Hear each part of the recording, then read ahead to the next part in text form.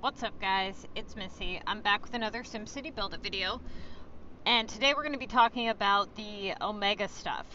For you beginner players following the Missy's Building Guide, if you're not following the Missy's Building Guide but you are kind of confused about Omega and kind of how it works and all that, I do have videos about Omega, but this video I'm going to try to cover everything in terms of what you beginner players need to know about it and how to implement it into the Missy's Building Guide, when you should go up to level 30 and when you shouldn't, and how it's going to affect your game.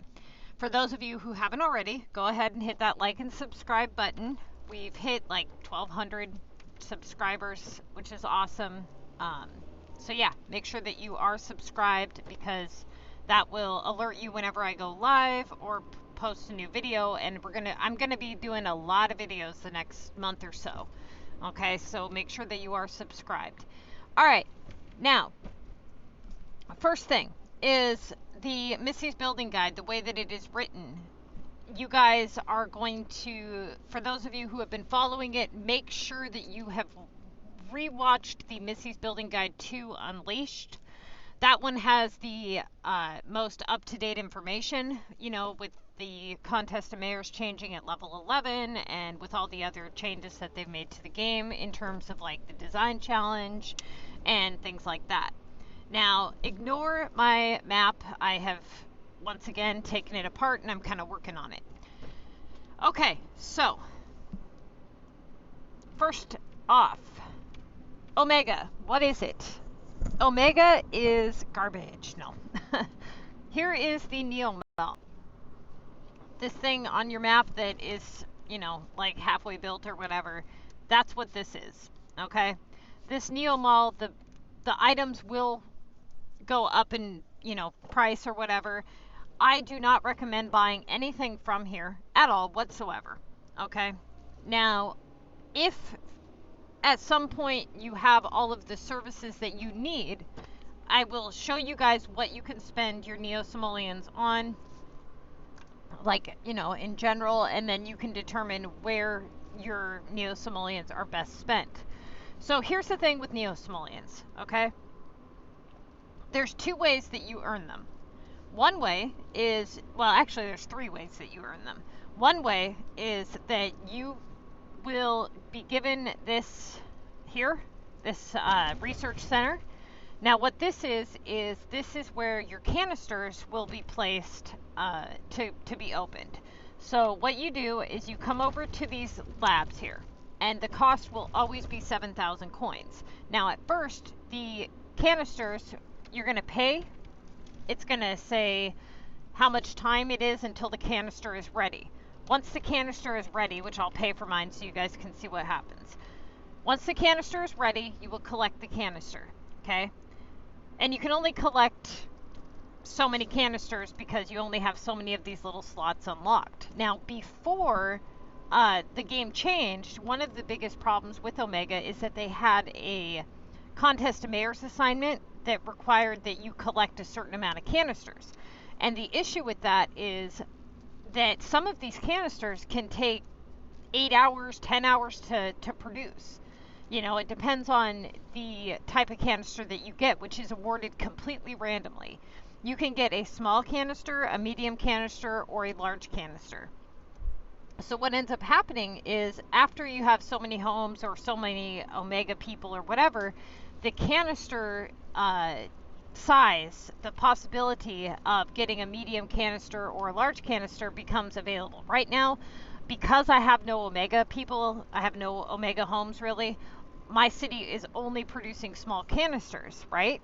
So I know that every time I pay 7,000 coins, I'm only producing small canisters. Now this was a benefit for me when they had the canisters task in the game, because I didn't have to wait for the large ones to produce. However, there is a big difference. Okay, so like the large one, it can cost you like 50 or higher Sims cash just to open the damn thing. So you can end up really screwed. Now, thankfully, they have taken that task out of the game. So in terms of the contest, how is Omega going to affect your game? It's going to add another upgrade to the list that is possible, okay?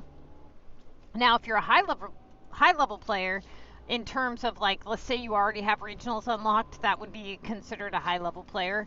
If you are at that point where you're level 29, you already have regionals unlocked, and you already fucked up your game, then really it's not going to be much of a setback for you, okay? Because the Omega upgrades can be up to 3,000 points. Now, usually what you would want to do with this task, if you're somebody who doesn't want to have an Omega City, you can place down a new construction zone. The cost of that upgrade will always be 1 Omega item.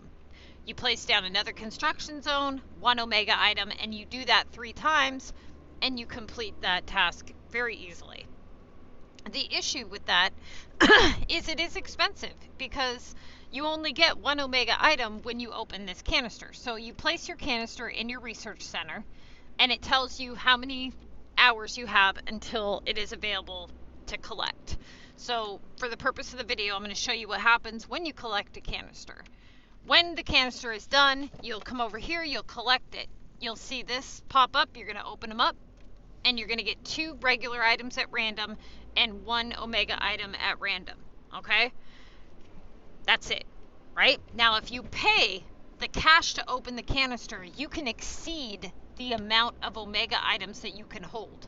But if you do not pay cash and you reach the allowed amount that you're allowed to hold in your Omega bank, you will not be able to collect them. You'll have to use them or sell some of them before you can continue opening canisters.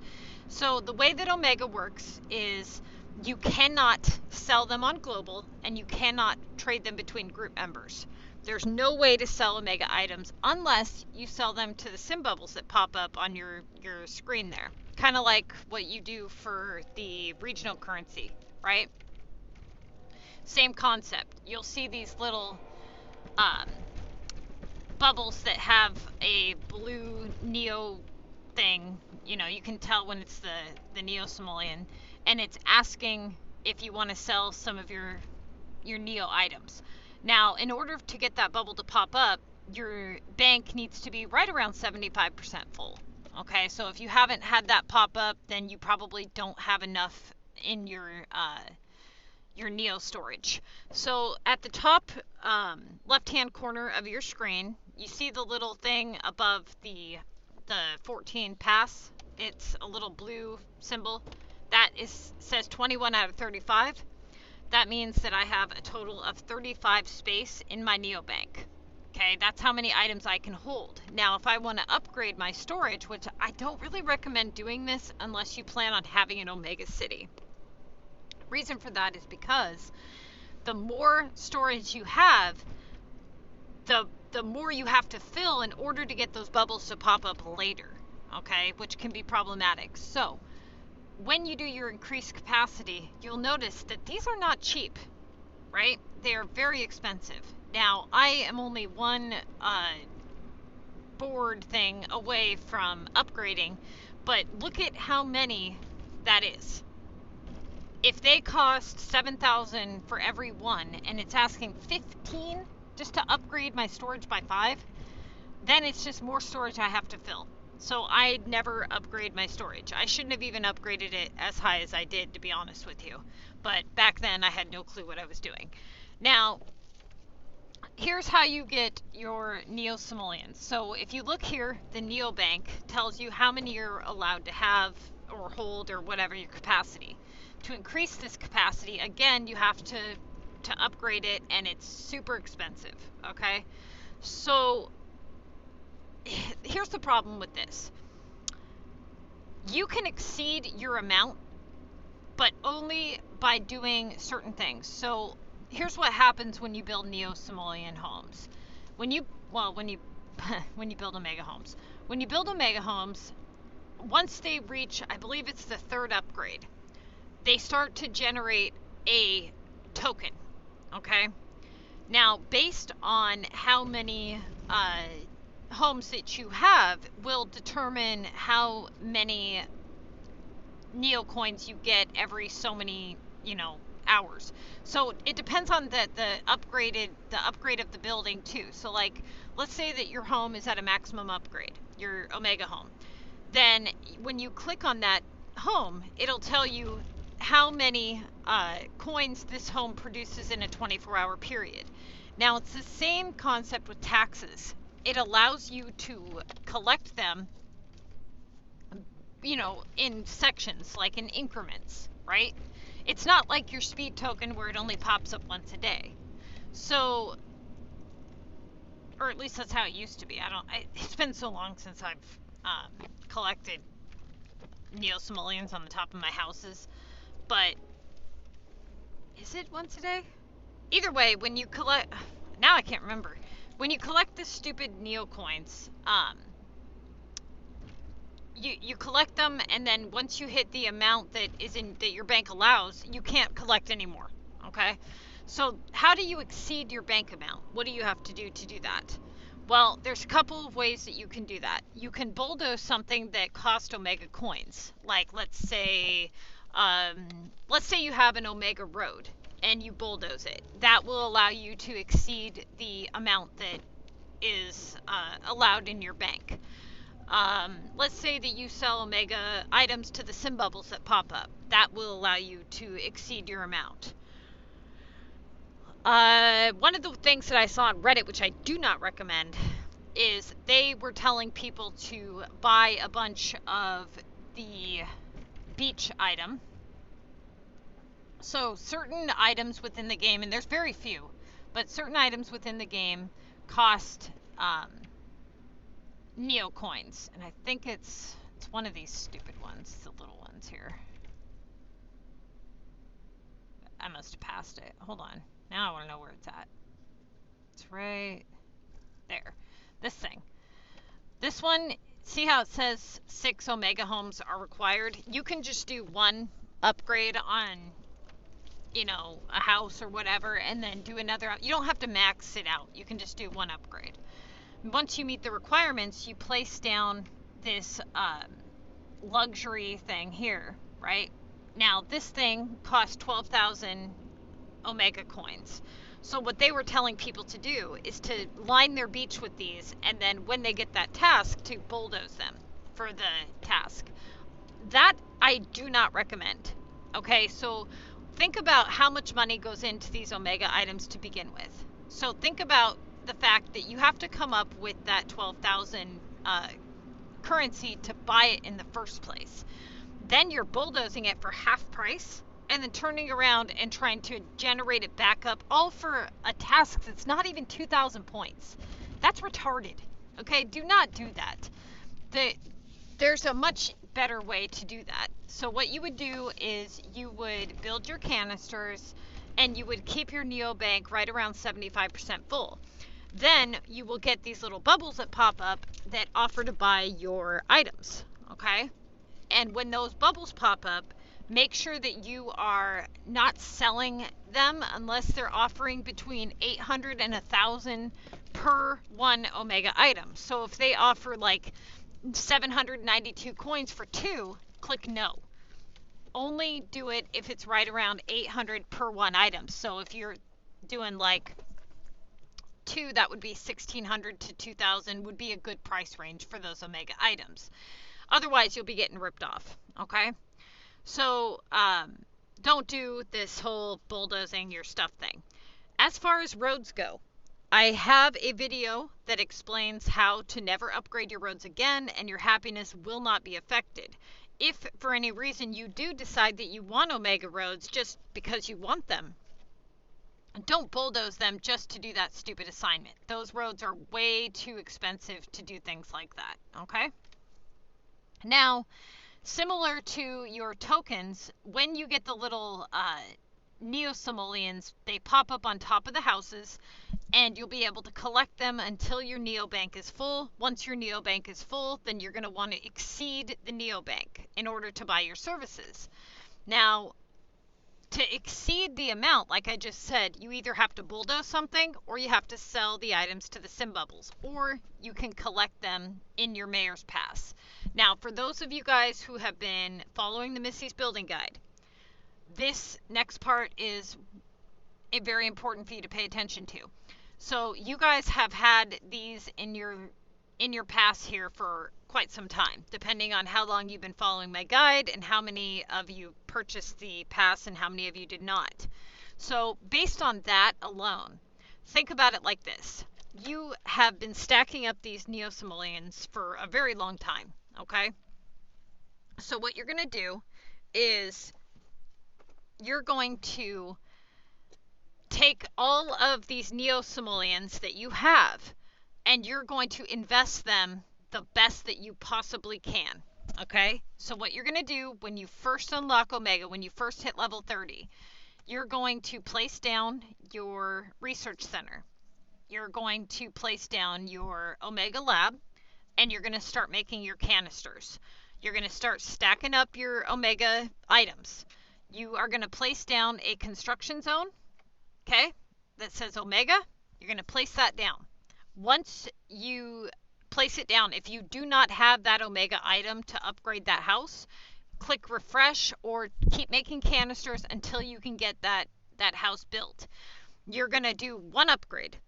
Then you're going to place down one more construction zone and then another.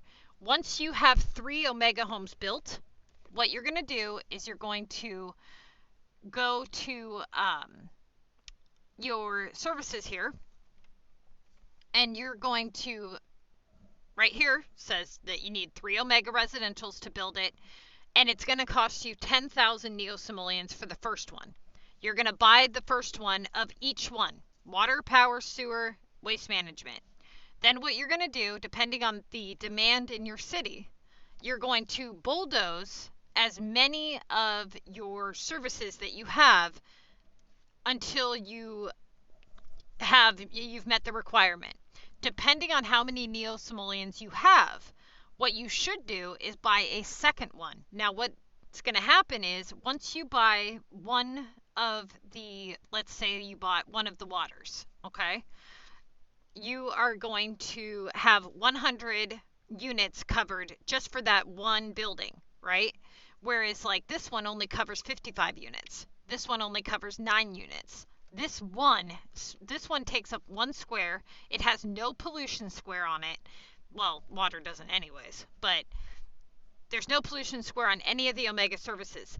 It's going to cover your entire city's worth of services. It doesn't just go for Omega homes. It goes for regular residential homes. It goes for all of your homes, okay? 1 unit is going to cover 100. It's going to cost 10,000 neo-simoleons. You're going to place it down, and you're going to bulldoze all of your other, things so that you don't have all this stuff clogging up your map. Now, here's the thing with services. Depending on what type of homes that you guys have will determine how many services are required. For instance, take a look at my population. It's 1 million, right? If you click on the house here, it says that I have a total of 119 residents on my capital map. Out of the 119 residents, 102 of them are epic buildings, okay? 7 of them are ready for upgrade and 3 are abandoned, which the abandoned ones are probably these ones over here that aren't connected to anything. Or they're the ones that are bitching me because they want their roads upgraded. But either way, you can tell that a majority of these are epic, right? So I have 1 million people.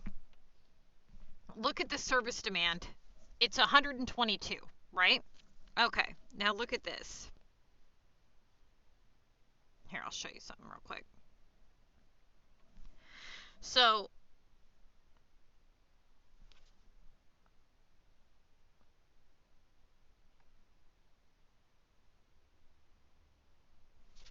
all right. Notice how my Sunny map has the highest right now at 656,000 because I've been moving stuff around and whatnot. So we're going to go to my Sunny map real quick.